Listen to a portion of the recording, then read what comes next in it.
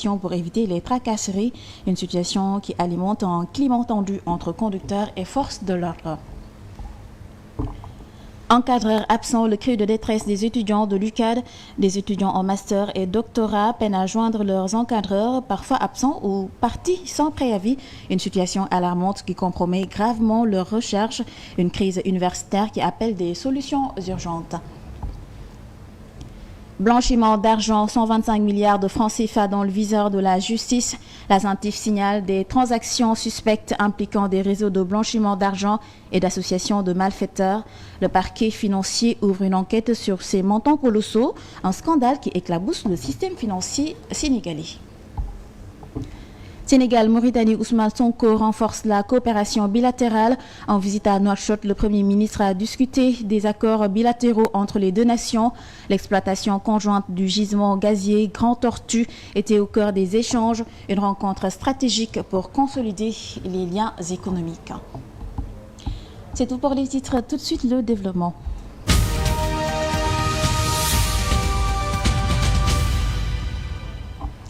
Bonsoir à toutes et à tous. Régularisation des tchak-tchak, une pièce justificative au cœur de la polémique. Les motocyclistes dénoncent des contrôles excessifs menés par les forces de l'ordre, en cause l'exigence d'un document spécifique qui remet en question leur conformité. Pourtant, certains conducteurs ont régularisé leur situation. Ils appellent leurs pairs à en faire de même pour éviter les tracasseries administratives. C'est un reportage signé Omar Thiam. Mam Cheikh, président des Tchak-Tchak, si à Ouest Foire, fait preuve d'exemplarité. Il a déjà procédé à l'identification de sa moto, comme la plupart de ses camarades de garage. Et depuis, on revoit les tracasseries. Depuis la mutation de la moto, je suis aux anges. Identifier sa moto, c'est la moindre des choses à mon avis. D'autres sont à mi-chemin. Ce duo espère être en règle avant la date butoir. J'ai déjà le CMC et l'acte de vente. Le reste, c'est juste une question de temps. Raison pour laquelle l'État du Sénégal doit davantage faciliter la procédure. Comme nous le confirment nos intervenants, beaucoup d'entre les motocyclistes butent sur un écueil qui pourrait compromettre leur conformité. Nous ne sommes pas contre la régularisation, mais de là à demander la pièce d'identité du vendeur. D'aucuns achètent leurs deux roues alors que le nom du revendeur ne figure pas sur l'acte de vente. Pour faciliter la régularisation des deux roues, l'État du Sénégal avait fixé une durée de 3 mois, un délai violé de toutes pièces. Ils doivent au moins respecter le délai prescrit.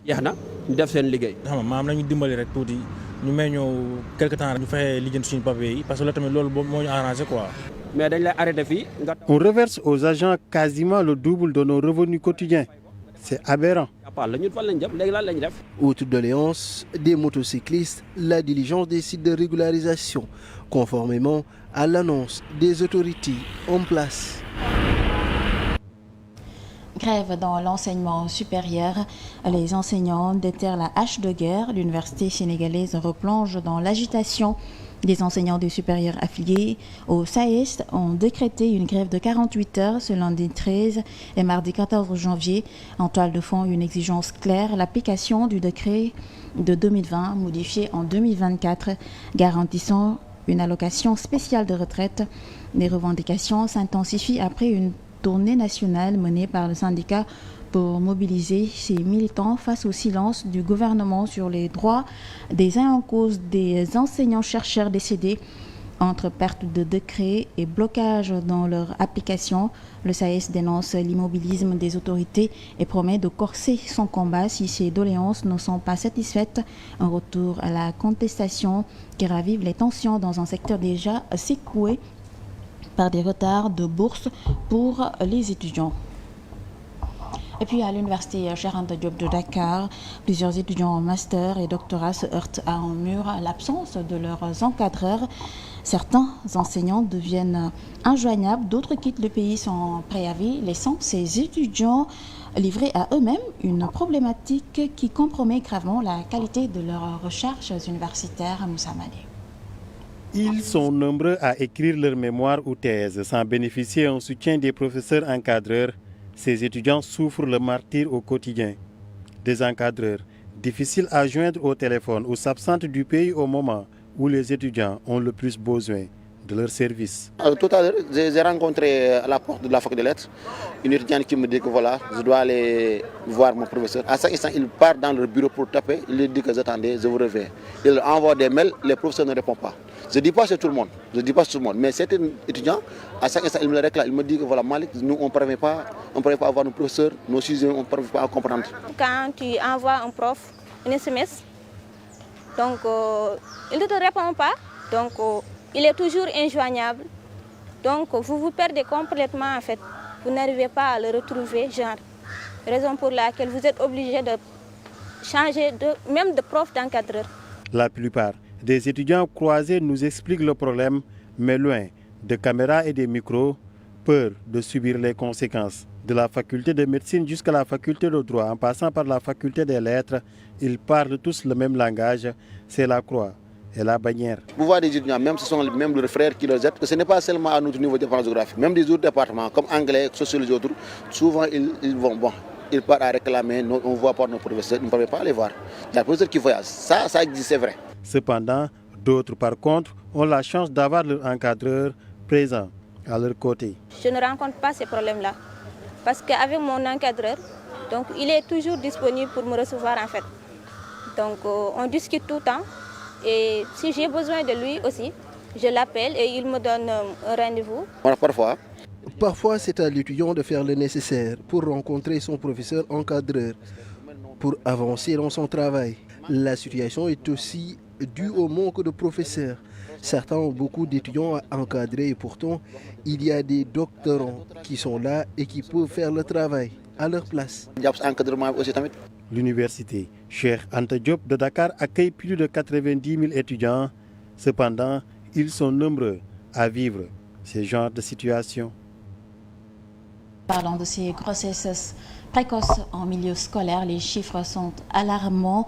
En 2024, une étude du groupe d'études pour l'enseignement de la population menée dans 1332 établissements secondaires du Sénégal a recensé 1202 cas de grossesse précoce parmi les adolescentes âgées de 12 à 19 ans. Cette situation révèle l'urgence d'intensifier les campagnes de sensibilisation sur la santé reproductive. Le chiffre est alarmant et inquiète les acteurs du système éducatif.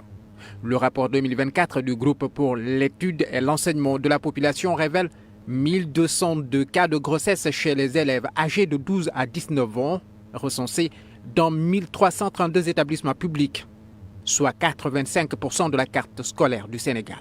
Une situation préoccupante selon le syndicat des enseignants libres du Sénégal authentique, qui exige des sanctions fermes contre les adultes responsables et des actions concertées pour endiguer ce fléau. Selon le rapport, les académies de Fatick et de Ziguinchor figurent parmi les plus touchées, avec respectivement 166 cas et 157 cas. Les académies de Sédhiou et de Tambacounda suivent, avec respectivement 134 cas et 100 cas. La région de Dakar, elle, enregistre un chiffre nettement plus faible avec 7 cas, soit 0,58% des cas. Le CELS authentique considère cette situation comme une crise multidimensionnelle nécessitant une réponse urgente de l'État et des collectivités locales. Acte de vandalisme au CM Samba Kandi de Malika. L'indignation est générale. Dimanche dernier, le bureau du principal a été saccagé et incendié, causant des dégâts matériels considérables. L'Union des enseignants du Sénégal condamne fermement cet acte et demande un renforcement de la sécurité dans les établissements scolaires. Une enquête est en cours pour identifier les responsables. les enseignants réagissent. Un élève du lycée de Louga a pris en flagrant délit de tricherie, a refusé de remettre son téléphone et il a menacé ses enseignants. En réponse, ces derniers ont suspendu les cours pour dénoncer ces violences. Le porte-parole, Idrissa Ibrahima Wele, interpelle les autorités sur la nécessité de sanctions exemplaires et sensibilise les parents sur leur rôle dans l'éducation de leurs enfants. En classe pour protester contre les violences que nos propres élèves exercent sur nous et dont la dernière date du lundi 6 janvier 2025 dans l'école où un élève a pris en flagrant délit de tricherie, a refusé de donner son téléphone et a proféré des menaces et des injures à l'endroit donc du collègue qui le surveillait. Aujourd'hui, donc, nous avons décidé de demander à l'autorité de régir les textes.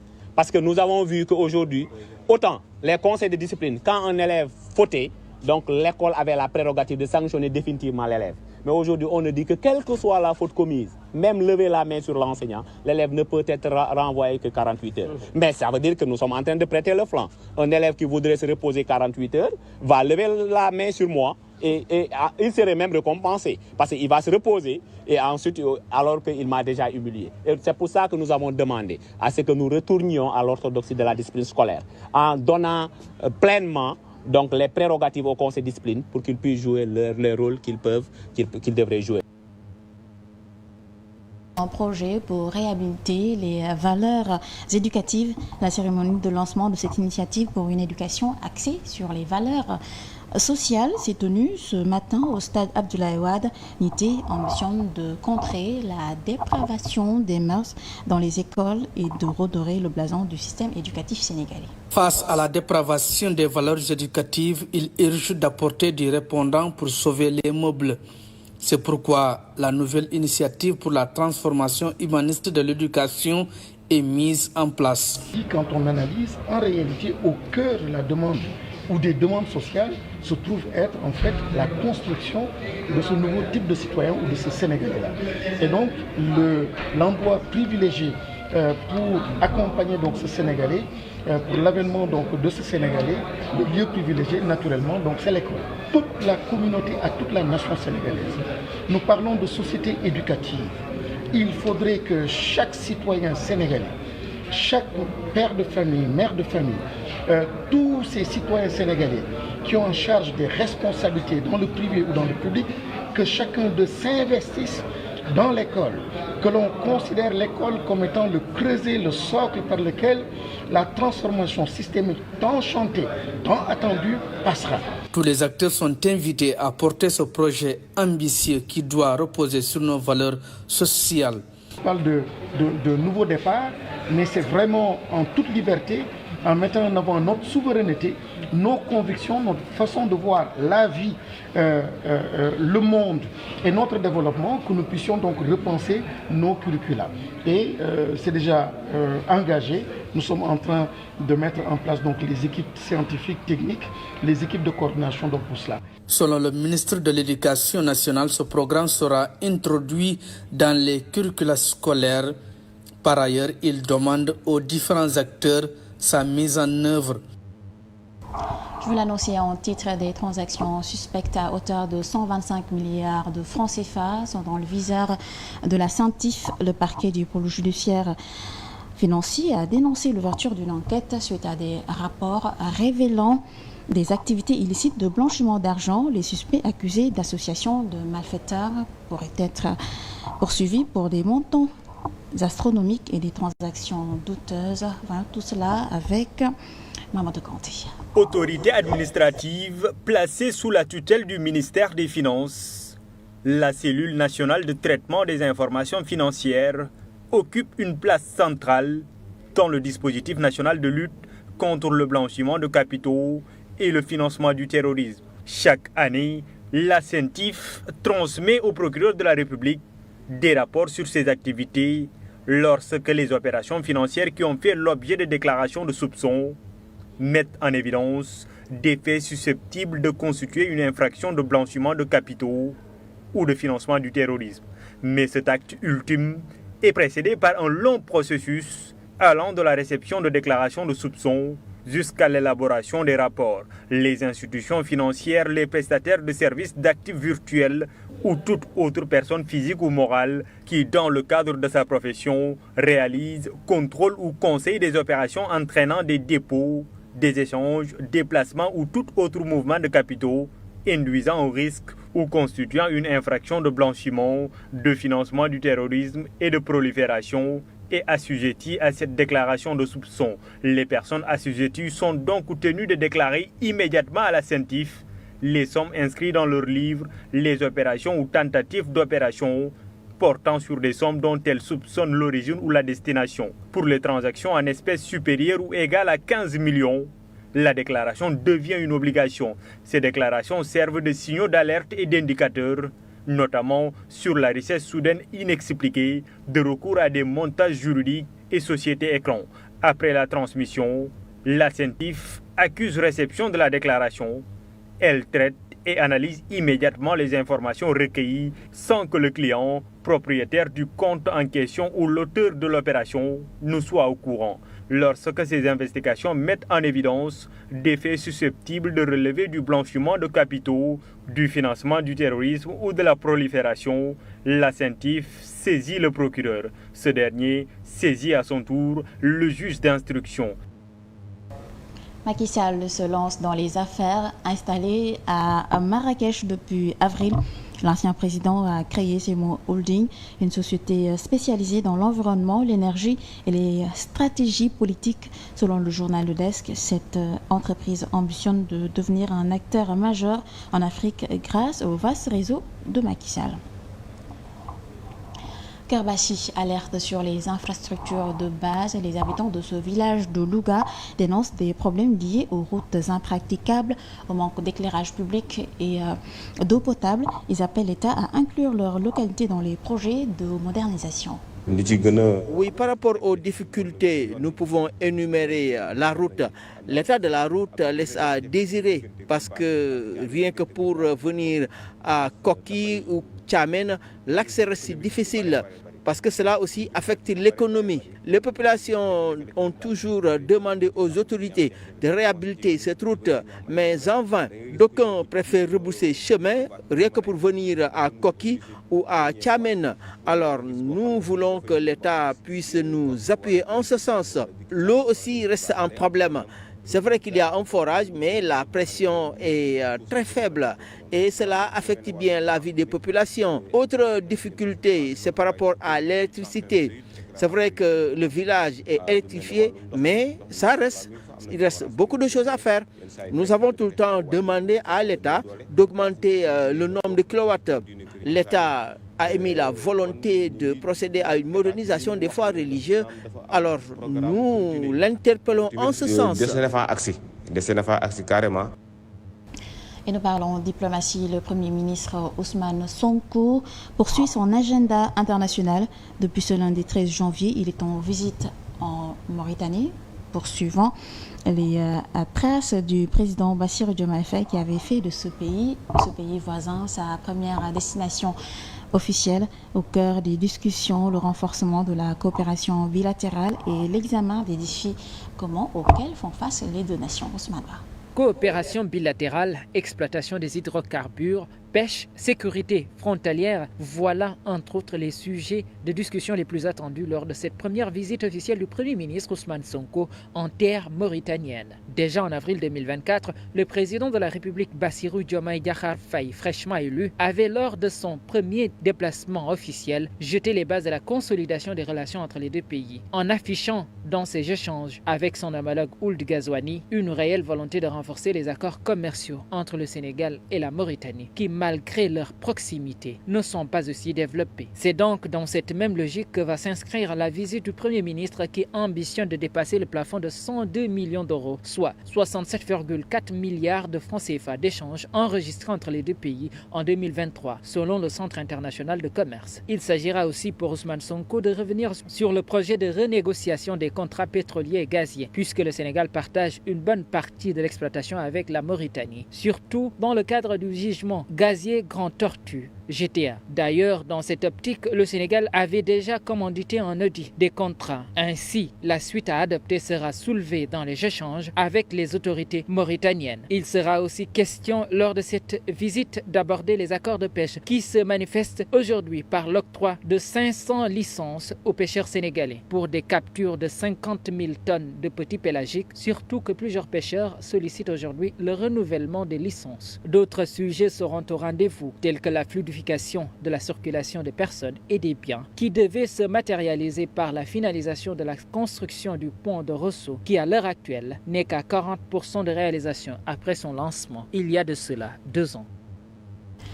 Nous terminons par la page internationale. Incendie à Los Angeles, Donald Trump fustige la gestion de la crise. Face à une catastrophe ayant déjà causé 16 morts, le président élu critique vivement l'administration locale pour son incapacité à maîtriser la situation. Suzanne Dem. Le président américain Donald Trump a lancé une nouvelle attaque contre les dirigeants de l'État de Californie, alors que les pompiers font de leur mieux pour maîtriser la situation. Les incendies font toujours rage à Los Angeles. Les politiciens incompétents n'ont aucune idée de la manière de les éteindre, a déclaré le président élu américain dans un message publié sur sa plateforme. C'est l'une des pires catastrophes de l'histoire de notre pays. Ils n'arrivent pas à éteindre les incendies. Qu'est-ce qui ne va pas chez eux, écrit-il. La mort est partout, s'indigne Donald Trump. La rapidité et l'intensité des incendies ont mis à l'épreuve les infrastructures de lutte contre les incendies et suscité des questions et des critiques sur l'état de préparation de l'État. Les bouches d'incendie se sont taries, dont le quartier huppé de Pacifique, ravagé par l'un des 5 incendies de la région, tandis que les pénuries d'eau ont également entravé les efforts déployés. Donald Trump s'en prend aux démocrates, lançant une série d'attaques sans preuve contre le gouverneur de Californie. Ce dernier l'a invité à visiter Los Angeles et à constater avec lui les dégâts. Les incendies ont jusqu'à présent détruit plus de 12 000 structures, selon l'agence californienne de lutte contre les incendies, tandis que le bureau du médecin légiste du comté de Los Angeles a établi un bilan de 16 morts et des disparus. Et c'est tout pour ce journal. Merci à vous d'avoir été avec nous. Cette politique reçoit ce soir Mamadou Lamine Dianté, président du Haut Conseil du dialogue social. C'est à 21h. Passez d'agréables moments en compagnie de nos programmes. Au revoir.